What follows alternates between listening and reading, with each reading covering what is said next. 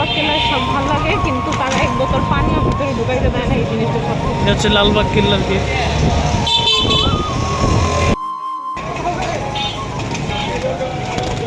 আমরা কিছু ভিডিও করতে পারি নাই, এত পরিমাণ গ্যাদারিং। হ্যাঁ,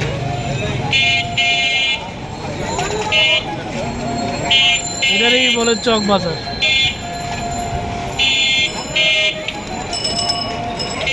আমার জীবনে ফার্স্ট টাইম আসলাম। হ্যাঁ, আমার জীবনে ফার্স্ট টাইম আসলাম এদিকে। ঢাকায় জন্ম নিয়েও ঢাকার চক বাজারে আসি নাই এ পর্যন্ত।